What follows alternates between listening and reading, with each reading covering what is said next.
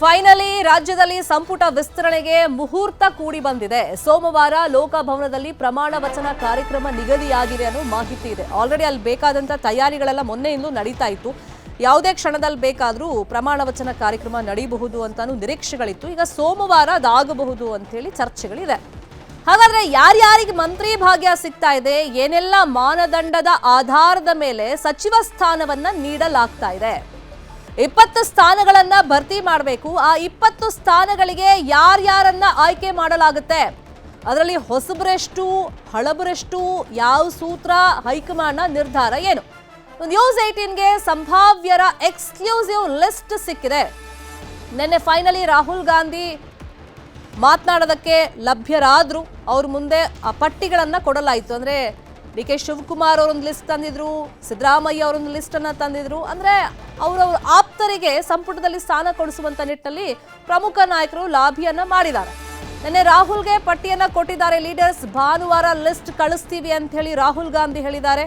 KC. Venugopal ಅವ್ರ ಹತ್ರ list ಸಮೇತ KCV ಬೆಂಗಳೂರಿಗೆ ಬರ್ತಾರೆ. ಭಾನುವಾರ ರಾತ್ರಿ ಪಟ್ಟಿ ಬಿಡುಗಡೆ ಮಾಡುವಂತ ಸಾಧ್ಯತೆ ಇದೆ. ಸೋಮವಾರ ನೂತನ ಸಚಿವರು ಪ್ರಮಾಣ ವಚನವನ್ನ ಸ್ವೀಕಾರ ಮಾಡುವಂತ ನಿರೀಕ್ಷೆಗಳಿದೆ ಬಹುತೇಕ. ಇನ್ನು ಬೆಂಗಳೂರಿಗೆ ವಾಪಸ್ ಆಗಿದ್ದಾರೆ ದೆಹಲಿಯಿಂದ ಆಕಾಂಕ್ಷಿಗಳು.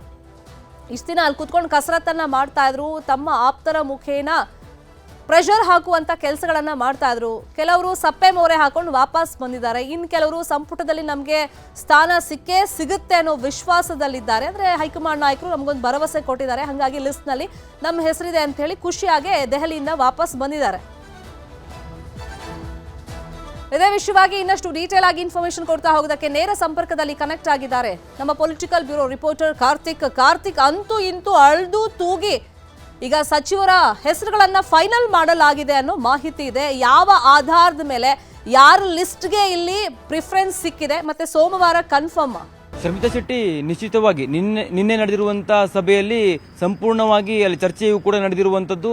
ಆ ಸಭೆಯ ಬಳಿಕ ರಾಹುಲ್ ಗಾಂಧಿಯವರು ಸ್ಪಷ್ಟವಾಗಿ ರಾಜ್ಯ ನಾಯಕರಿಗೆ ಹೇಳಿದ್ದಾರೆ, ನಾವು ಅಂತಿಮವಾಗಿರುವಂತಹ ಸಚಿವರ ಪಟ್ಟಿಯನ್ನು ನಿಮಗೆ ಕಳಿಸ್ಕೊಡ್ತೇವೆ, ಅದು ಭಾನುವಾರ ನಿಮಗೆ ಕಳಿಸ್ಕೊಡ್ತೇವೆ, ಕೆ.ಸಿ. ವೇಣುಗೋಪಾಲ್ ಅವರೇ ಬಂದು ಅದನ್ನ ನಿಮಗೆ ತಲುಪಿಸ್ತಾರೆ ಅನ್ನುವಂಥ ರೀತಿಯಲ್ಲಿ ಹೇಳಿ ಕಳಿಸಿರುವಂಥದ್ದು. ನಿನ್ನೆ ತಡರಾತ್ರಿಯೇ ಸಿಎಂ ಡಿ.ಕೆ. ಶಿವಕುಮಾರ್ ಸೇರಿದಂತೆ ಕೆಪಿಸಿಸಿ ಅಧ್ಯಕ್ಷರಾಗಿರುವಂತಹ ಬಿ.ಕೆ. ಪ್ರಸಾದ್ ಹಾಗೆ ಮಾಜಿ ಸಿಎಂ ಸಿದ್ದರಾಮಯ್ಯವರು ಕೂಡ ರಾಜ್ಯಕ್ಕೆ ಆಗಮಿಸಿದ್ದಾರೆ. ಪ್ರಮುಖವಾಗಿ ಇಲ್ಲಿ ಗಮನಿಸಬೇಕು, ಈ ಒಂದು ಸಂಪುಟ ವಿಸ್ತರಣೆಗೆ ಸಂಬಂಧಪಟ್ಟಂತೆ ಕಳೆದ 4 ದಿನಗಳಿಂದ ದೆಹಲಿಯಲ್ಲಿ ಈ ನಾಯಕರಿದ್ರು. ಆದರೆ ನಿನ್ನೆ ಕೊನೆಗೂ ರಾಹುಲ್ ಗಾಂಧಿ ಅವರು ಸಮಯವನ್ನು ಕೊಟ್ಟರು, ಚರ್ಚೆಯನ್ನು ಮಾಡಿದ್ರು.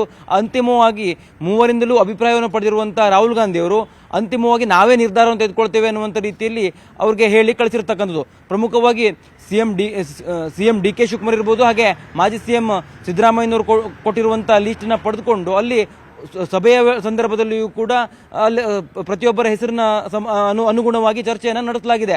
ಮಲ್ಲಿಕಾರ್ಜುನ್ ಖರ್ಗೆ ಅವರು ಹಾಗೂ ಕೆ.ಸಿ. ವೇಣುಗೋಪಾಲ್ ಸೇರಿದಂತೆ ಈ ಉಸ್ತುವಾರಿಯಾಗಿರುವಂತಹ ಸುರ್ಜೇವಾಲಾ ಅವರು ಕೂಡ ಅಲ್ಲಿ ಉಪಸ್ಥಿತರಿದ್ದರು.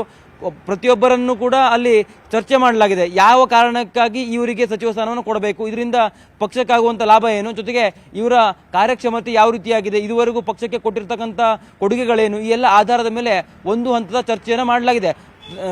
ಈ ಒಂದು ಚರ್ಚೆಯ ಬಳಿಕ ರಾಹುಲ್ ಗಾಂಧಿ ಅವರು ಸ್ಪಷ್ಟವಾಗಿ ಹೇಳ್ತಾರೆ, ಅಂತಿಮವಾಗಿ ನಾವು ನಿಮಗೆ ಪಟ್ಟಿಯನ್ನು ರವಾನಿಸ್ತೇವೆ ಅನ್ನುವಂಥದ್ದು. ಅದು ರವಿವಾರ ರಾಜ್ಯ ನಾಯಕರಿಗೆ ತಲುಪುವಂಥ ಎಲ್ಲ ಸಾಧ್ಯತೆಗಳು ಕೂಡ ಇರುವಂಥದ್ದು. ಹಾಗೆ ಸೋಮವಾರ ಪದಗ್ರಹಣ ಕಾರ್ಯಕ್ರಮವನ್ನು ಲೋಕಭವನದಲ್ಲಿ ಮಾಡುವಂಥ ಎಲ್ಲ ಸಾಧ್ಯತೆಗಳು ಕೂಡ ಇರ್ತಕ್ಕಂಥದ್ದು. ಶರ್ಮಿತಾ ಶೆಟ್ಟಿ, ಇಲ್ಲಿ ಪ್ರಮುಖವಾಗಿ ಗಮನಿಸಬೇಕು, ಕಳೆದ 3 ದಿನಗಳಿಂದಲೂ ಕೂಡ ಈ ರಾಜ್ಯ ನಾಯಕರು ದೆಹಲಿಯಲ್ಲಿದ್ದರು. ಆ ಸಂದರ್ಭದಲ್ಲಿ ತಮ್ಮ ನಾಯಕರಿಗೆ, ತಮ್ಮ ಶಾಸಕರಿಗೆ ಅವಕಾಶವನ್ನು ಕಲ್ಪಿಸಿಕೊಡ್ಬೇಕು ಅನ್ನೋ ನಿಟ್ಟಿನಲ್ಲಿ ಸಾಕಷ್ಟು ಪರಿಶ್ರಮವನ್ನು ಹಾಕ್ತಾ ಇದ್ರು. ಆದರೆ ಅಂತಿಮವಾಗಿ ರಾಹುಲ್ ಗಾಂಧಿ ಅವರು ಸಭೆ ನಡೆಸಿದ ಬಳಿಕ ಹೇಳಿರ್ತಕ್ಕಂಥ ಮಾತಿದೆಯಲ್ಲ, ಇದು ಮೂವರಿಗೂ ಕೂಡ ಕಸಿವಿಸಿಯನ್ನು ಉಂಟು ಮಾಡಿದೆ. ನಾವು ಕೊಟ್ಟಿರ್ತಕ್ಕಂತಹ ಲೀಸ್ಟ್ನಲ್ಲಿರುವಂಥವರಿಗೆ ಸಿಗತ್ತಾ ಇಲ್ವಾ ಅನ್ನುವಂಥ ರೀತಿಯಲ್ಲಿ ಅವರಿಗೂ ಕೂಡ ಅನುಮಾನಗಳು ವ್ಯಕ್ತವಾಗ್ತಾ ಇರುವಂಥದ್ದು. ಈಗಾಗಲೇ ಡಿ.ಕೆ. ಶಿವಕುಮಾರ್ ಅವರು ಕೂಡ ತನ್ನ ಆಪ್ತರನ್ನ ಸಂಪುಟದಲ್ಲಿ ಸೇರಿಸಿಕೊಳ್ಳೋದಕ್ಕೆ ಸಾಕಷ್ಟು ಪ್ರಯತ್ನಗಳು ಪಡ್ತಾ ಇದ್ರು. ಅದೇ ರೀತಿಯಾಗಿ ಮಾಜಿ ಸಿಎಂ ಸಿದ್ದರಾಮಯ್ಯನವರು ಕೂಡ ಈ ಹಿಂದೆ ತನ್ನ ಸಂಪುಟದಲ್ಲಿದ್ದಂಥವರು, ಜೊತೆಗೆ ತನ್ನ ಆಪ್ತರು ಯಾರಿದ್ದಾರೆ ಅವರನ್ನ ಈ ಬಾರಿ ಸಂಪುಟದಲ್ಲಿ ಅವ್ರಿಗೆ ಅವಕಾಶವನ್ನು ಕಲ್ಪಿಸಬೇಕು ಅನ್ನೋ ನಿಟ್ಟಿನಲ್ಲಿ ಸಾಕಷ್ಟು ಪ್ರಯತ್ನವನ್ನು ಪಡ್ತಾ ಇದ್ರು. ಅದರ ಅನುಗುಣವಾಗಿ ಅವರು ಲೀಸ್ಟ್ ಅನ್ನು ಕೂಡ ಸಿದ್ಧಪಡಿಸಿಕೊಂಡು ದೆಹಲಿ ನಾಯಕರನ್ನ ಭೇಟಿಯನ್ನ ಮಾಡಿರುವಂಥದ್ದು. ಆ ಸಂದರ್ಭದಲ್ಲಿ AICC ಅಧ್ಯಕ್ಷರಿಗೂ ಕೂಡ ಆ ಒಂದು ಲೀಸ್ಟ್ ಅನ್ನ ಕೊಡಲಾಗಿತ್ತು.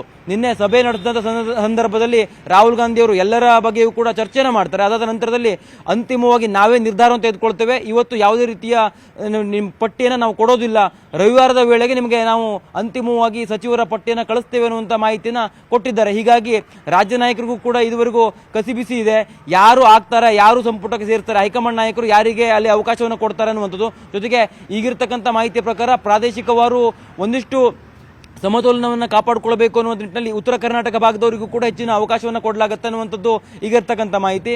ಜೊತೆಗೆ ಹೆಚ್ಚುವರಿ DCM ಸೃಷ್ಟಿ ಮಾಡುವಂಥ ವಿಚಾರವೂ ಕೂಡ ಕಾಂಗ್ರೆಸ್ನ ಹೈಕಮಾಂಡ್ ಮುಂದಿದೆ. ಯಾಕೆಂದರೆ 2028ರ ಚುನಾವಣೆಯನ್ನು ಎದುರಿಸಬೇಕು ಅಂತಂದರೆ ಅದು ಸಮತೋಲನ ಉಳ್ಳಿರ್ತಕ್ಕಂಥ ಸಂಪುಟ ಇದ್ದಂಥ ಸಂದರ್ಭದಲ್ಲಿ ಅದು ಸಾಧ್ಯ ಆಗುತ್ತೆ. ಪ್ರಾದೇಶಿಕವಾರು ಕೂಡ ಎಲ್ರಿಗೂ ಅವಕಾಶವನ್ನು ಕೊಡಬೇಕು ಅನ್ನುವಂಥ ನಿಟ್ಟಿನಲ್ಲಿ ಒಂದಿಷ್ಟು ಪ್ರಯತ್ನಗಳನ್ನ ಮಾಡಬಹುದು ಅನ್ನುವಂಥ ಲೆಕ್ಕಾಚಾರವನ್ನು ಇಟ್ಕೊಂಡು ಹೆಚ್ಚುವರಿ DCM ಅನ್ನು ಕೂಡ ಸೃಷ್ಟಿ ಮಾಡಿದ್ರು ಆಶ್ಚರ್ಯ ಪಡಬೇಕಾಗಿಲ್ಲ. ಶರ್ಮಿತಾ ಶೆಟ್ಟಿ, ಫೈನಲ್ ಭಾನುವಾರ ಸಂಜೆ ಯಾರದೆಲ್ಲ ಹೆಸರು ಇರುತ್ತೆ ಲಿಸ್ಟ್ ಅಲ್ಲಿ ಅಂತ. Thank you so much Karthik, ಈ ಕ್ಷಣದ ಮಾಹಿತಿಯನ್ನು ಕೊಟ್ಟಿರೋಕ್ಕೆ.